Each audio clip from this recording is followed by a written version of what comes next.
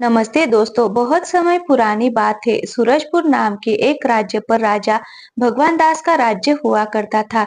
राजा भगवान दास एक बहुत ही परोपकारी और दयालु स्वभाव के राजा थे। राजा के दरबार में फरियादी जो भी फरियाद लेकर आता, राजा उसे अवश्य पूरी करता था। उनके बारे में ये बात मशहूर थी कि उनके दरवाजे पर आने वाला कोई भी व्यक्ति खाली हाथ वापस नहीं जाता था। एक दिन राजा के दरबार में एक व्यक्ति आया। उसने राजा को प्रणाम किया और कहने लगा कि हे राजन, मैंने सुना है कि आपके सामने जो भी फरियादी आता है, वह कभी खाली हाथ वापस नहीं लौटता। अगर ऐसा है, तो क्या 3 दिन के लिए आप मुझे अपनी राजगद्दी सौंप सकते हैं? आप महल में जाकर आराम कीजिए और मैं राजगद्दी पर बैठकर आपका राजपाट चलाऊंगा।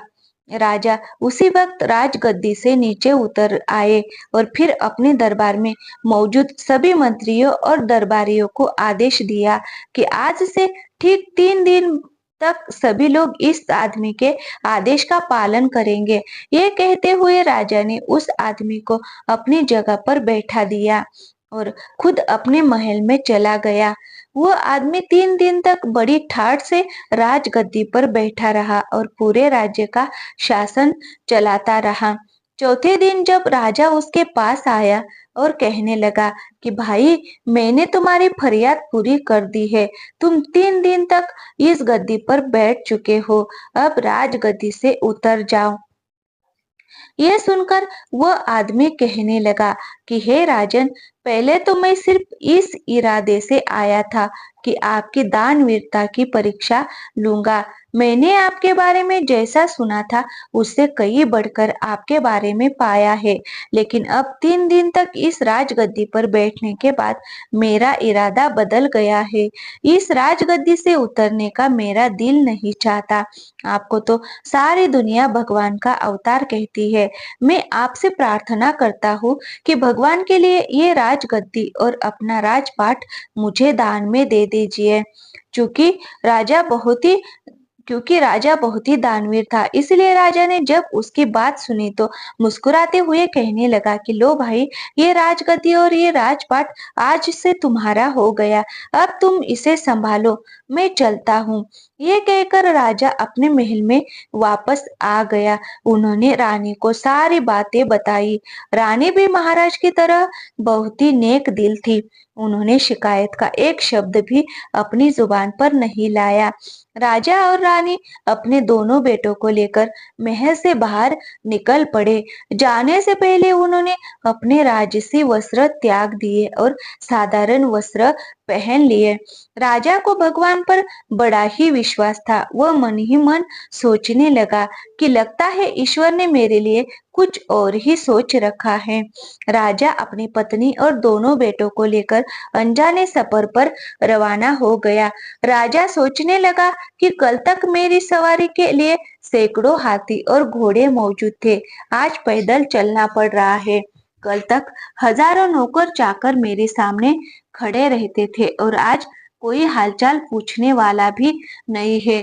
लेकिन राजा ने ऐसी हालत में भी शिकायत का एक शब्द अपनी जुबान पर नहीं लाया। पैदल सफर करते करते वह कभी 2 कोस चलते तो कभी 4 कोस। कभी खाने को कुछ मिल जाता तो कभी भूखे ही रहना पड़ता। मगर इस पर भी उसने भगवान पर पूरा भरोसा रखा और हमेशा भगवान का धन्यवाद करता रहा। कुछ दिनों तक इसी तरह पैदल सफर करने के बाद वो एक नगर में पहुंचे और एक सराय में जाकर ठहर गए। उस नगर के बाहर एक व्यापारी का काफिला आकर रुका था। व्यापारी अपने घोड़े पर सवार होकर नगर की सैर करता हुआ उसी सराय की तरफ आ निकला, जिसमें राजा और उसका परिवार ठहरा हुआ था। व्यापारी की नजर जब रानी पर पड़ी तो उसे देखता ही रह गया। वह मन ही मन रानी पर मोहित हो चुका था। उसने मन में निश्चय किया कि मुझे चाहे कुछ भी करना पड़े, इस औरत को अपना बनाकर ही रहूंगा। ऐसा सोचकर वह राजा के पास गया और रोनी सूरत बनाकर कहने लगा कि हुजूर, मैं एक व्यापारी हूँ। मेरा काफिला नगर के बाहर ठहरा हुआ है। मेरी पत्नी को बच्चा होने वाला है और इस समय ऐसा कोई नहीं है जो उसकी देखभाल कर सके। मुझे आप एक बहुत ही नेक दिल और दयालु इंसान लगते हो मालूम पड़ते हैं। क्या आप अपनी पत्नी को एक दिन के लिए मेरे साथ भेज सकते हैं? शायद उनकी वजह से मेरी पत्नी की तकलीफ कुछ कम हो सके, वरना मुझे तो लगता है कि वो जिंदा नहीं रह पाएगी। राजा और रानी व्यापारी की बातें सुनकर कुछ घबरा गए। आखिर नेक दिल राजा ने रानी से कहा कि महारानी, अगर इस गरीबी की हालत में भी हम किसी के काम आ सके तो ये हमारे लिए बहुत सौभाग्य की बात है। तुम देर ना करो और भगवान ना जाने इसकी पत्नी की किस हालत में होगी। रानी ने अपनी जुबान से इनकार का एक शब्द तक नहीं कहा और उसी वक्त उस व्यापारी के साथ चल पड़ी। सराय से बाहर आकर व्यापारी कहने लगा कि मेरा काफिला शहर से काफी दूर है और मुझे यहाँ पर आए हुए काफी देर हो चुकी है। आप ऐसा कीजिए, मेरे साथ मेरे घोड़े पर बैठ जाइए ताकि हम जितनी जल्दी हो सके काफिले तक पहुंच जाए। बेचारी रानी उस व्यापारी की चालबाजी को नहीं समझ सकी और उसके साथ उसके घोड़े पर सवार हो गई। व्यापारी घोड़े पर सवार रानी को लेकर अपने काफिले पर पहुंचा। उसने अपने काफिले को यहाँ से कुछ करने का आदेश दिया और अपना घोड़ा उसने एक तरफ भगाया और रानी को ले चला। ये सब देखकर रानी को व्यापारी की चालबाजी का पता लगा, लेकिन तब तक बहुत देर हो चुकी थी। रानी ने बहुत शोर मचाया, बहुत तड़पी, चिक्की चिल्लाई, मगर व्यापारी को उस पर बिल्कुल भी दया नहीं आई।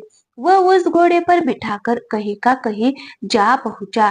दूसरी तरफ सराय में इंतजार करता हुआ राजा सोचने लगा कि उसकी पत्नी अब तक क्यों नहीं आई।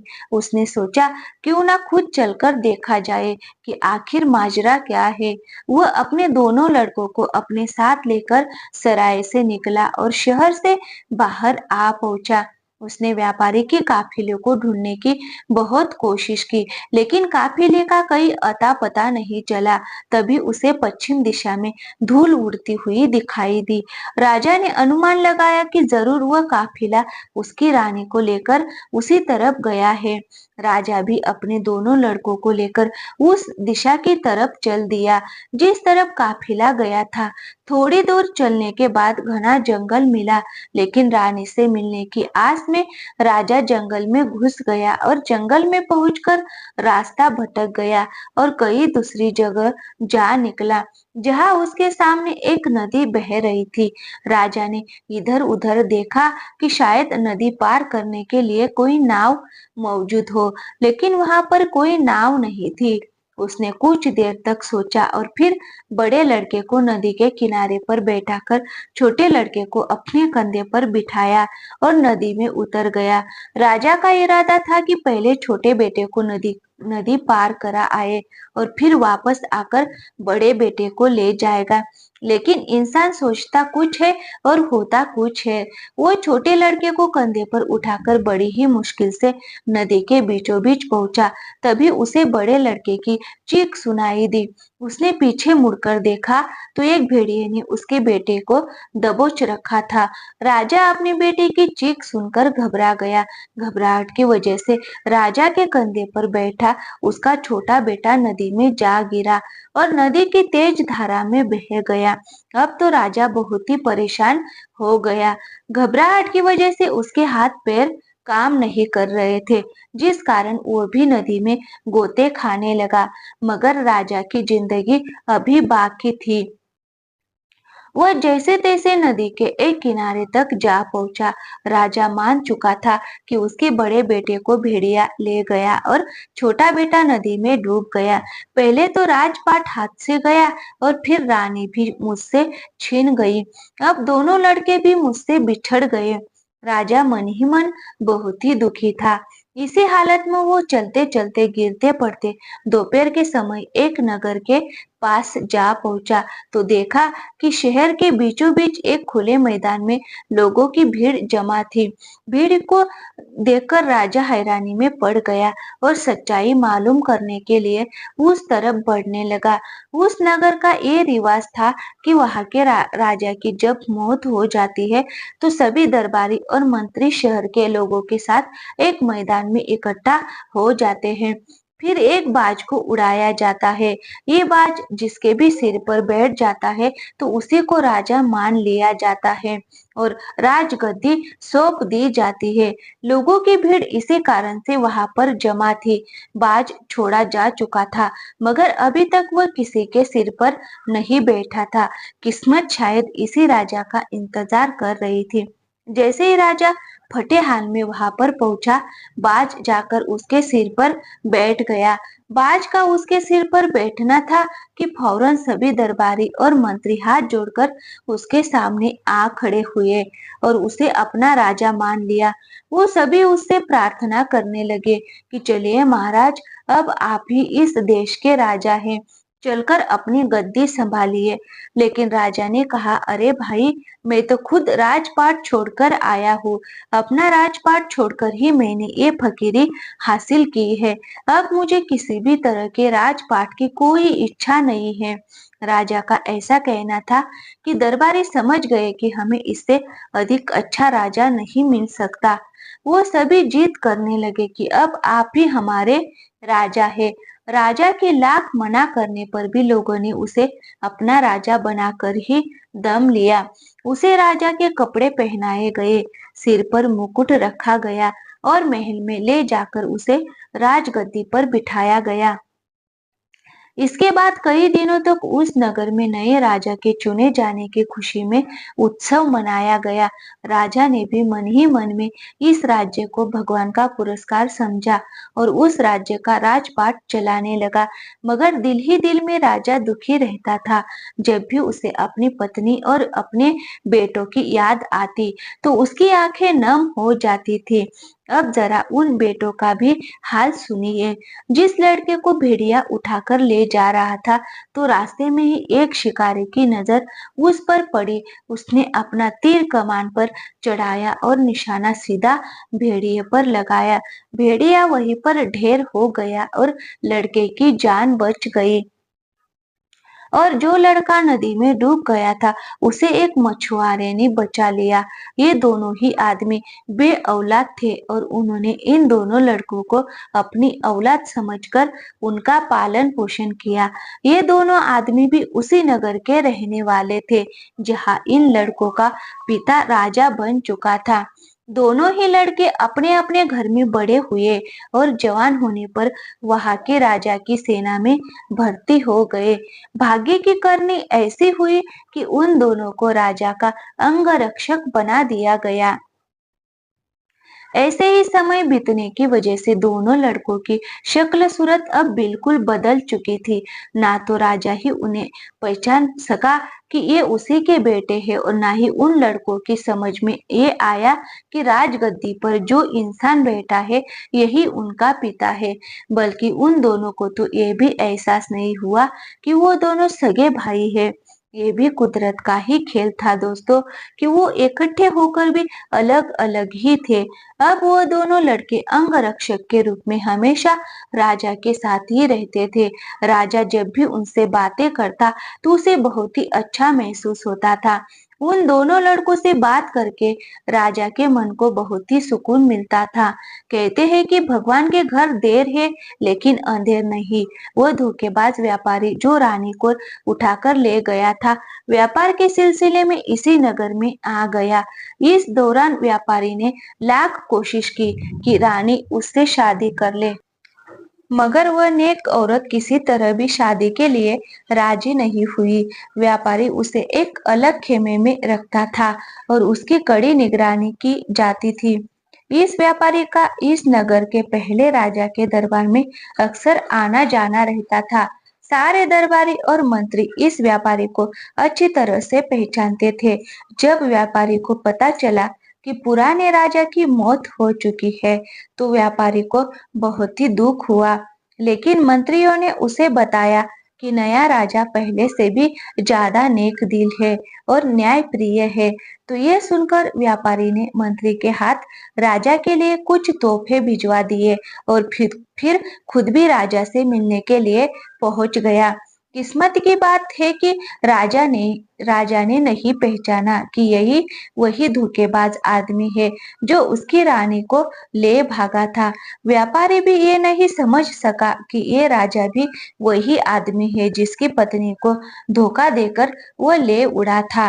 राजा ने व्यापारी की बहुत ही मेहमान नवाजी की। व्यापारी कई देशों की यात्रा कर चुका था। राजा व्यापारी से उन देशों के बारे में पूछता और व्यापारी उसे अपने सफर के किस्से सुनाता। एक दिन की बात है जब व्यापारी और राजा काफी देर तक बातें कर रहे थे। शाम ढल चुकी थी। तब राजा ने व्यापारी से कहा, दोस्त, आज की शाम तुम यहीं पर रुक जाओ। मुझे व्यापार के मामले में तुमसे कुछ जरूरी बातें करनी है। व्यापारी उस रात में महल में रहे तो गया, लेकिन वह कुछ परेशान सा नजर आ रहा था। राजा ने व्यापारी से परेशानी का कारण पूछा तो व्यापारी कहने लगा कि महाराज, बात दरअसल ये है कि मेरी पत्नी पागल हो गई है। उसकी देखभाल मुझे खुद ही करनी पड़ती है। मुझे हर समय यह डर लगा रहता है कि कहीं पागलपन की वजह से वह कहीं भाग ना निकले और किसी मुसीबत में ना फंस जाए। इस पर राजा ने कहा, तुम आज मैं महल में ही रहो और अपनी पत्नी की चिंता मत करो। उसकी देखभाल का बंदोबस्त हम कर देंगे। ये कहकर राजा ने अपने दोनों अंगरक्षकों को यानी उन दोनों लड़कों को सौदागर के काफिले में जाकर उसके खेमे का पहरा देने का आदेश दिया, जिसमें सौदागर की पत्नी यानी रानी को रखा गया था। दोनों लड़कों ने आदेश पाकर उसी वक्त जाकर खेमे के बाहर पहरा देना शुरू कर दिया, जिस खेमे में वो औरत कैद थी। रात जब आधी से ज्यादा गुजर चुकी तो छोटे लड़के को नींद आने लगी। उस पर बड़े लड़के ने कहा, देखो भाई, इस समय नींद का आना ठीक नहीं है। कहीं ऐसा ना हो कि हम दोनों की गलती के कारण ये औरत खेमे से निकलकर भाग जाए और हम राजा साहब के आदेश का पालन न कर पाए। इस पर छोटे लड़के ने कहा, तो फिर भाई ऐसा करो कि कोई ऐसी कहानी सुनाओ जिसे सुनकर नींद उड़ जाए। ये सुनकर बड़े भाई ने जवाब दिया कि मैं तुम्हें अपनी ही कहानी सुना देता हूँ। अगर गौर से सुनोगे तो नींद तो क्या, तुम्हारी भूख प्यास तक उड़ जाएगी। ये कहने के बाद उसने कहानी सुनाना शुरू की। अरे भाई, मैं एक राजा का बेटा हूँ। मेरे पिता की न्यायप्रियता और दयालुता की दूर दूर तक धूम थी। लोग उसे भगवान का अवतार मानते थे। उसने अपना राजपाट भगवान के नाम पर एक आदमी को दान में दे दिया और फिर मेरी माँ और मेरे भाई को साथ लेकर सफर पर रवाना हो गए। रास्ते में एक व्यापारी धोखा देकर मेरी माँ को ले गया। हम दोनों भाई अपने पिता के साथ ही थे। आगे चलकर हमें एक नदी मिली जहाँ पर कोई नाव नहीं थी। मेरे पिता ने मुझे किनारे पर बिठाया और छोटे भाई को कंधे पर बिठाकर नदी के पार ले चले। अभी वह नदी के बीचों बीच ही पहुंचे थे कि मुझे एक भेड़िए ने आ दबोचा। मेरे चिकने चिल्लाने से मेरे पिता घबरा गए और घबराहट में मेरा छोटा भाई उनके कंधे से फिसलकर नदी में जा गिरा। इसके बाद उनका क्या हुआ मुझे कुछ मालूम नहीं, लेकिन मुझे एक शिकारी ने उस भेड़िए से बचा लिया और फिर मेरी किस्मत मुझे इस राजा तक ले आई। यह सुनकर दूसरा लड़का फौरन उससे लिपट गया और कहने लगा कि नदी में गिरने वाला वो बच्चा मैं ही था। मुझे एक मछुआरा ने डूबने से बचा लिया था। दोनों भाई एक दूसरे की सच्चाई जानकर गले लगकर रोने लगे। उन दोनों के रोने की आवाज सुनकर अंदर खेमे में बैठी हुई महारानी अचानक चौंक पड़ी। वो उन दोनों लड़कों से इसका कारण पूछने लगी। दोनों लड़के ने जब सारी कहानी उस औरत को बताई तो वो कहने लगी, मेरे बच्चों, तुम अपनी माँ को नहीं पहचान सके। ये कहते हुए वह उन लड़कों से लिपट गई। तब उनकी माँ ने बताया कि मैं अब तक इस सौदागर की कैद में थी। दोनों लड़के मामा पुकारते हुए उससे लिपट गए। इसके बाद वो दोनों उसी समय राजा के पास गए और उसे सारी घटना सुनाई। राजा को अभी तक ये नहीं मालूम था कि व्यापारी की कैद में जो औरत है वो उसी की पत्नी है। लेकिन उसे इतना अवश्य मालूम हो गया था कि वह औरत इन दोनों लड़कों की माँ है। तो राजा ने ये फैसला किया कि वह इसी वक्त सारे मामले का दूध और पानी का पानी करेगा। उसने उसी समय उस औरत को लाने के लिए सिपाही भेजे। वह औरत जब राजा के सामने पेश हुई और जैसे ही राजा की नजर उस औरत पर पड़ी, तो राजा की समझ में सारा माजरा आ गया। राजा की पत्नी भी अपने पति को देखते ही पहचान गई और उसके कदमों में गिर गई। दोनों भाई भी अपने पिता को पहचान चुके थे और पिताजी पिताजी कहते हुए वह राजा से लिपट गए। व्यापारी ने जब ये देखा कि उसकी पोल अब खुल चुकी है, तो वो वहां से भागने लगा, मगर राजा के सिपाहियों ने उसे भागने का मौका नहीं दिया। उसे गिरफ्तार करके कारागार में डाल दिया। अगले दिन राजा ने उस व्यापारी का सारा माल जब्त कर लिया और उसे आजीवन कारावास की सजा सुनाई। अब जरा उस आदमी का हाल भी सुनिए, जिसने राजा से राजपाट दान में हासिल किया था। राजपाट मिलने के बाद वो बहुत ही मन चलता और निर्दयी हो गया था। अपने खजानों को भरने के लिए उसने प्रजा पर कई तरह के कर लगा दिए। बेचारी गरीब प्रजा उसके जुल्म से परेशान हो गई। यहाँ तक कि मंत्री और दरबारी भी इस राजा से परेशान हो चुके थे।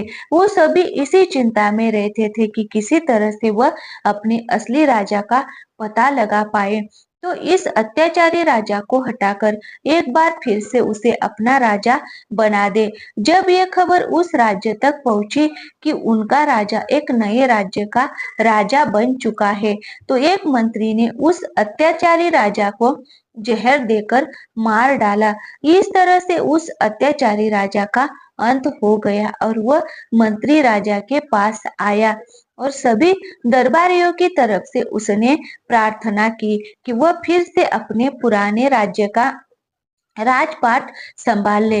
राजा के मन में भी अपने पुराने राज्य के लिए प्रेम जाग गया। वह अपने मंत्री के साथ उस राज्य में आया। इसके बाद वर्ष के 6 महीने वह अपने पुराने राज्य में रहता और फिर वर्ष के अगले 6 महीने वह अपने नए राज्य में रहता। इस तरह से वह दोनों राज्यों की भाग दौड़ संभालता था। कुछ ही वर्षों के बाद जब राजा के दोनों पुत्र राजपाट संभालने के योग्य हुए, तो राजा ने उन दोनों को एक एक राज्य का राजा बना दिया और खुद वो ईश्वर की भक्ति करने में अपनी जिंदगी के बचे हुए दिन गुजारने लगे। तो दोस्तों, कैसी लगी कहानी? अच्छी लगी हो तो वीडियो को लाइक और आप